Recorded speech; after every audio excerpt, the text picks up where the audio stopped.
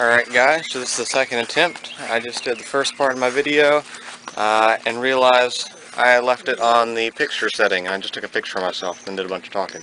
Anyways, today is June the 1st, it's Thursday. So yesterday when I ended my video, I did not yet have all the pigeons in, just because there were a few stubborn birds that didn't want to go in. Anyways, they were this old bird right here.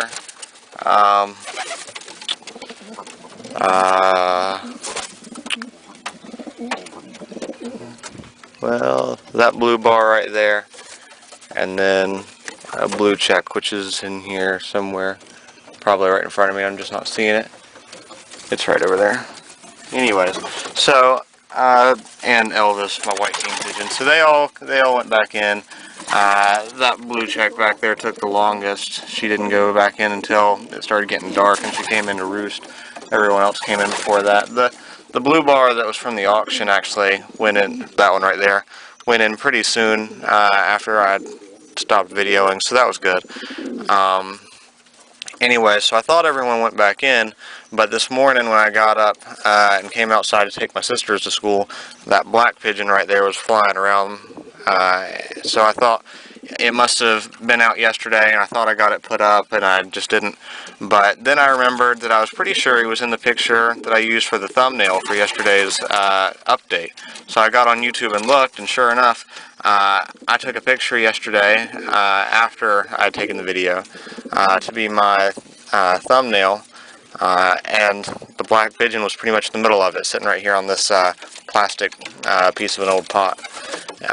So it was in here. So I figured it got out through the trap. I figured it squeezed through the bobs right here. I squeezed the bobs together a little bit more so that hopefully that won't happen. And now all the birds are in, so I closed the trap. But yeah, so I think that's what happened. Anyways, because he was out flying around, I just grabbed Ash and tossed him out because I didn't have time to do anything about it. I did take my sisters to school. Ash flew around with him for a few minutes, kept him right here, and then they both came down to the loft. And then when I got back, he was sitting on the landing board, so I fed him a little bit. The black pigeon came in, ate. Now Ash stayed out for a while longer. He was trying to court the other pigeons in the breeding loft through the aviary on the other side, but eventually he came back in here too. The reason I grabbed Ash is because, for one, I'm not worried about losing him. He's an old bird who's grew up in this loft, well trap trained to it and all that, but also his mate is in here. Minnie, his mate right there, is in there, so he doesn't have a good reason to stay out really.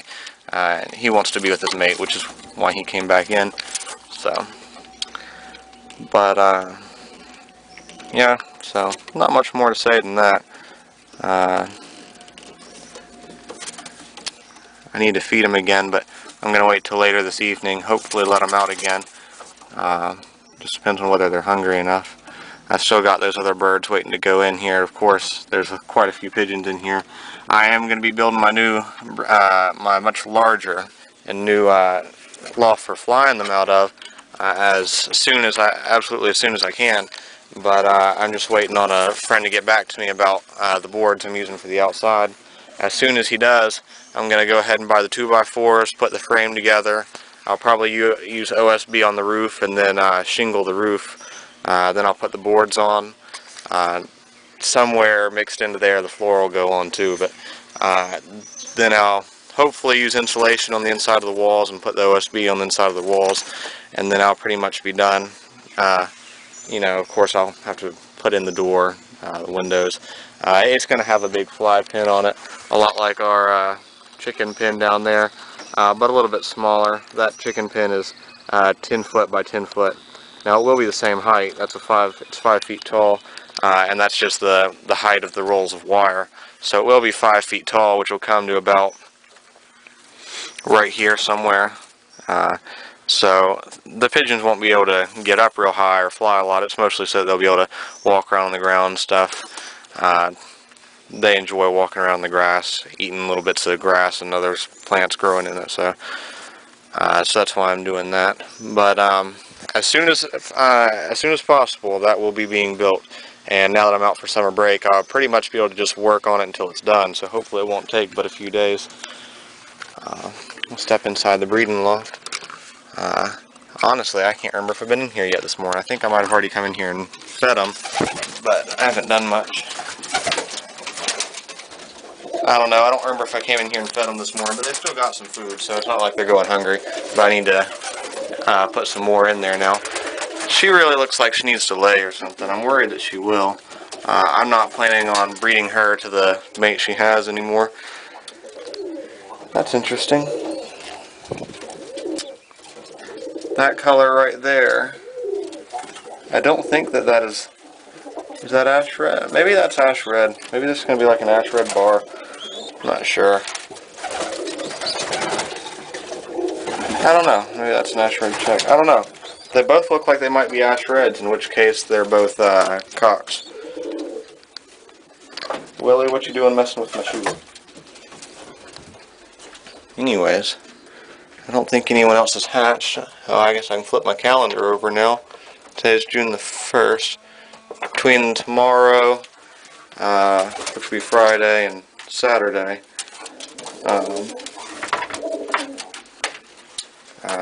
these guys down here, their eggs should be hatching, but sometimes I get the date wrong and sometimes they hatch early, so I'll go ahead and check. No, nothing, but they're pretty dirty.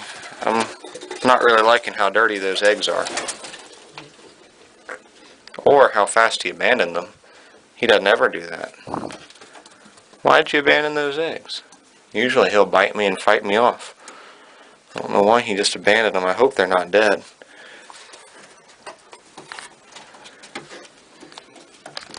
Listening for babies. I don't know, I don't hear anything. Hopefully they're not dead.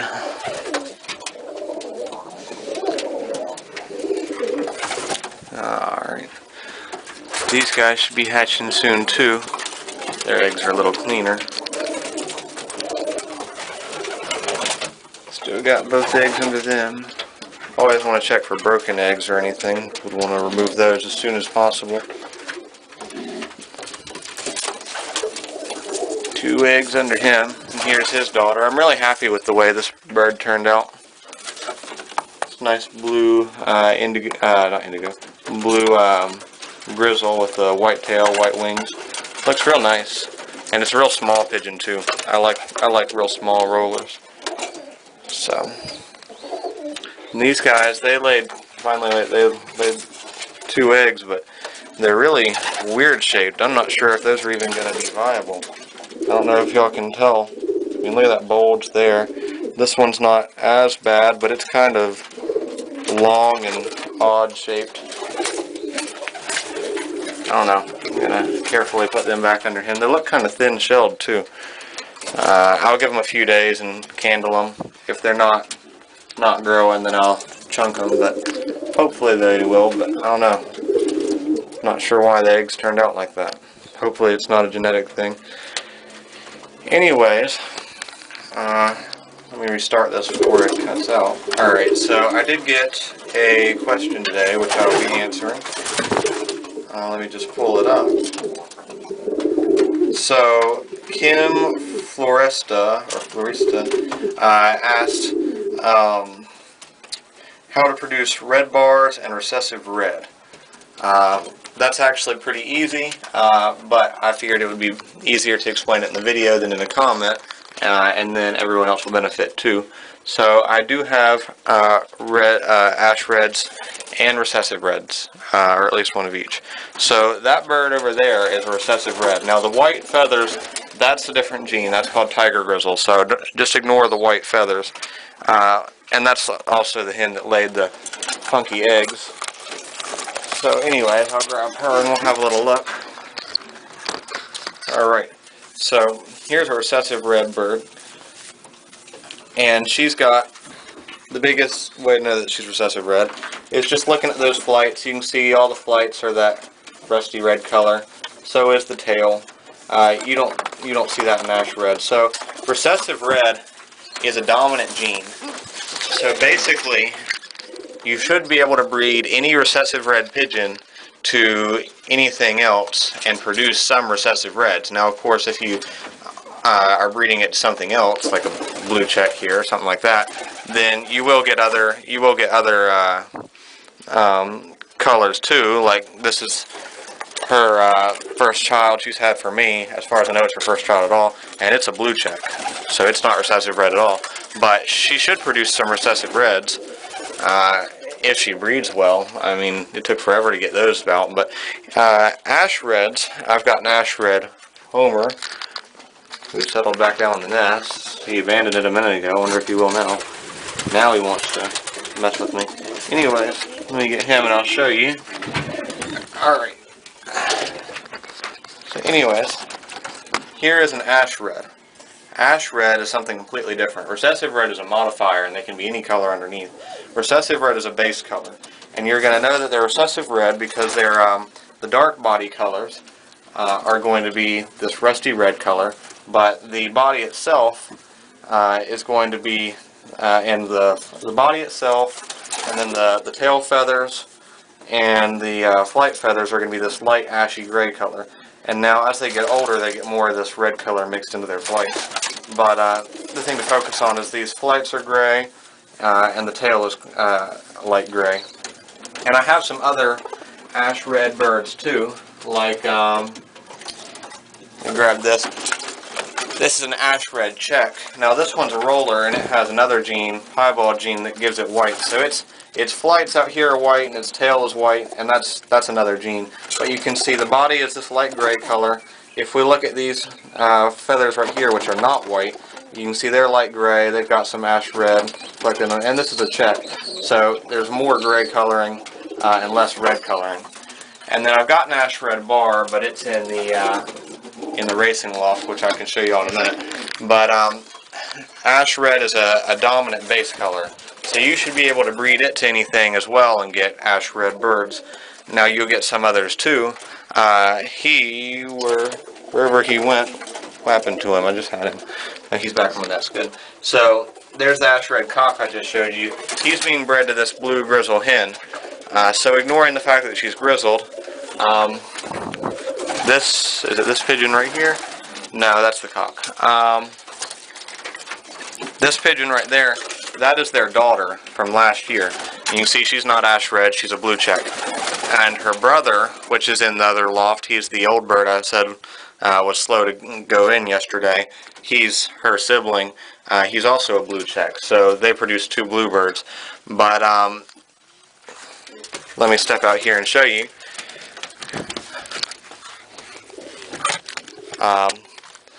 And this is the ash red bar, so you can see he's mostly light gray colored, and only his bars are the rusty red.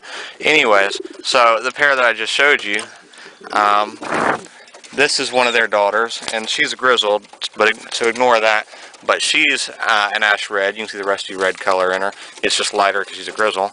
And then her sibling, her nestmate is a blue check, which I believe is it's kind of hard to tell now that I've got so many, but I believe that is her, I don't know the genders, is its sibling right there. So another blue check. And then their next round of babies was that grizzle right there and this grizzle. That one's a blue grizzle, so it got the blue gene, and this one got the red gene, though it's really light, so you can't see it very well. You can see that red feather right there. So mostly they produce blues, and that's because he has ash red and blue in him. So if he had two genes for ash red, every pigeon, every baby he produced would be ash red, no matter what color the other pigeon was, unless of course it was recessive red, and then some of them would come out recessive red.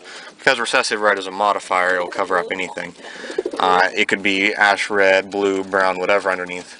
But then if you breed an ash red to an ash red, like let's say that that's a hen, if I breed that back to him, most of their babies are going to be, or maybe all would. Yeah, I think all of their babies would be ash red. So an ash red to an ash red should pretty much produce all ash reds, because the hen is only going to carry that gene, and even if the cock carries blue, it doesn't really matter, because if she gives her, her Y?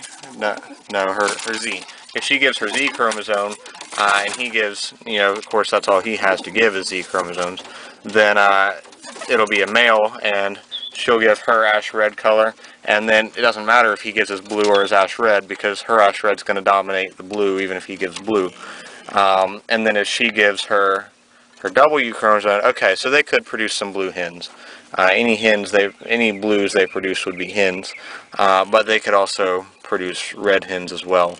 So it's not a true sex-linked breeding, because some of the reds would be cocks and some of the reds would be hens, but all the blues would be hens. So anything you got blue out of that, you would know is a hen. But if a homozygous ash red cock bred to anything will produce all ash reds. So hopefully that answered your question. And I did go over it kind of in the breeding, in the genetics video, which is what you commented on. But hopefully that helps you. Yeah, I think that pretty well covers everything. This is also an ash red. Now this is satinette, so it's got a bunch of other funky stuff going on with it, which you can see. Also, something I noticed about this ash red, I don't know if I ever mentioned this to you, but when you look at an ash red, we'll take ash here for example, maybe not. Come here. I'm too short. I can't reach. I used to have a 5-gallon bucket to stand on, and I don't know what happened to it. Yes, I do. I know where it is, but I can't get it. Anyways, can't reach. Hold on. I've got this.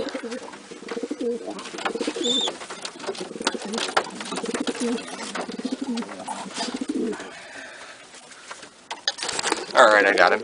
Anyway, so we can see while looking at his tail, it doesn't look like there's any kind of bar here. And we know that when we have spread, we get this gray-colored pigeon, because the bar is what gets spread. It doesn't look like ash red has a bar. But I'm thinking that they must actually have a bar, and it's just the bar is the same color as their body. Because if we take this bird right here, this bird, which as far as I can tell is ash red, also has a white bar.